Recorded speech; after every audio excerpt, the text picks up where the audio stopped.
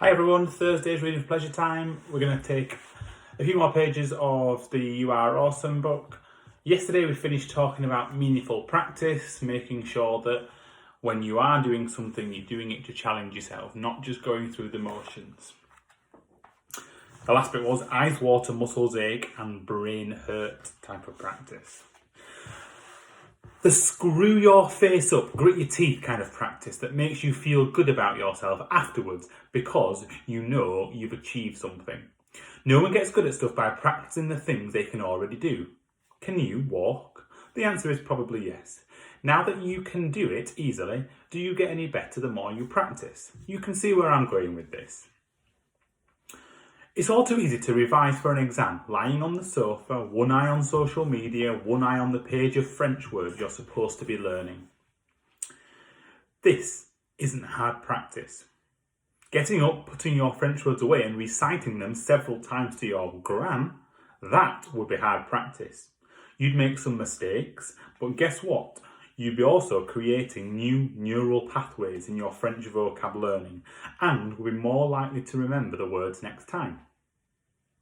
Awesome people get good at stuff by doing the types of practice that challenges them.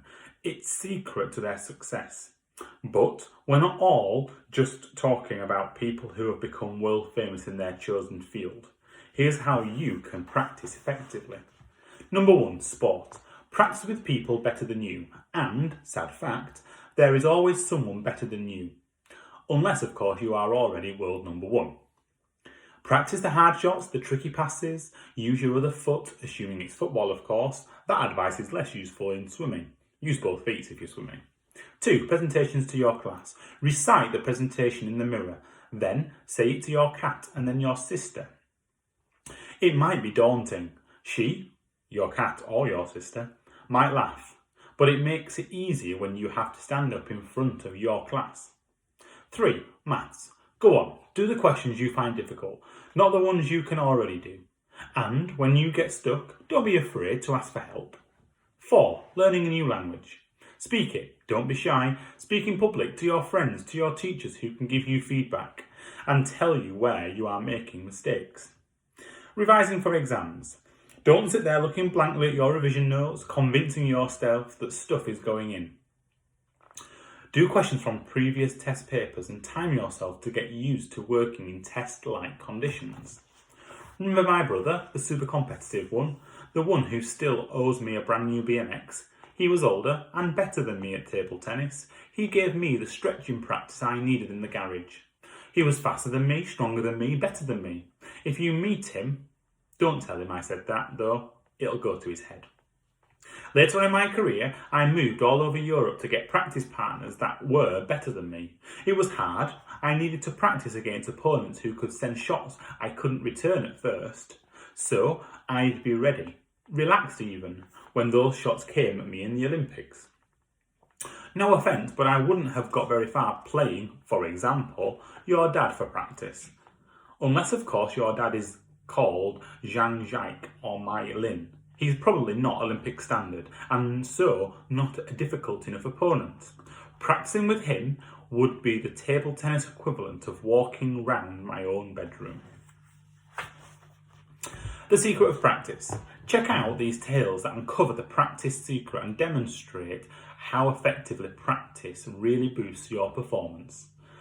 Lionel Messi. This international soccer star played a sport called futsal when he was young.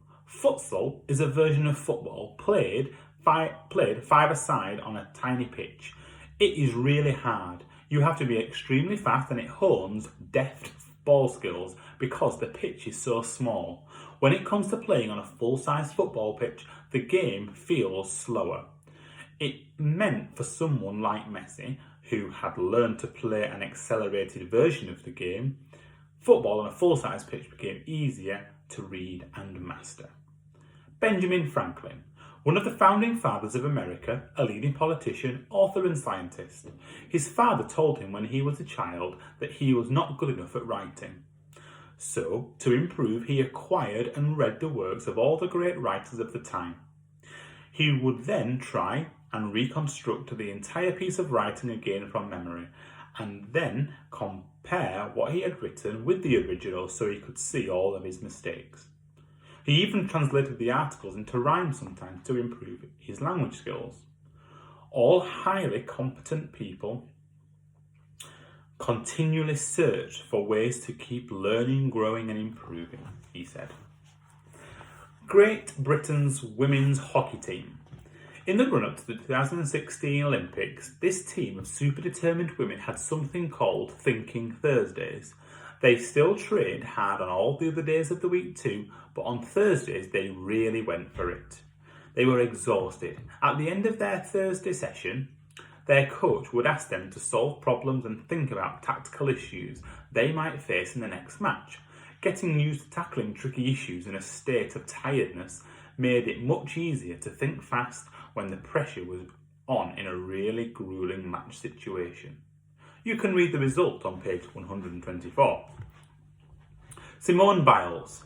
This American gymnast dedicated her life to training and practice from an early age. She became interested in the sport at the age of 6 and started working with her first trainer at 8 years old. By the time she was 18, Simone had won so many medals that when she travelled to Rio for the 2016 Olympics, everyone expected her to win gold. And she did, 4 times over. Just to reinforce the power of practice and perseverance, here's another example of a famous failure. J.K. Rowling, the best-selling author, multimillionaire and philanthropist, the creator of Harry Potter, probably the most successful book series of all time. That J.K. Rowling, right? Rowling was only 32 when the first Harry Potter book was published, and the titles that followed propelled her to stardom. The world she created has inspired films, plays, and even a theme park, and she has gone on to write best-selling novels for adults too. So far, I'm not seeing any evidence of failure. But Rowling wrote her first novel in a coffee shop, with her baby daughter asleep in the pram next to her. She was unemployed and broke. There was no hint of the fame and fortune to come. And even after she had finished the book, 12 publishers rejected the manuscript.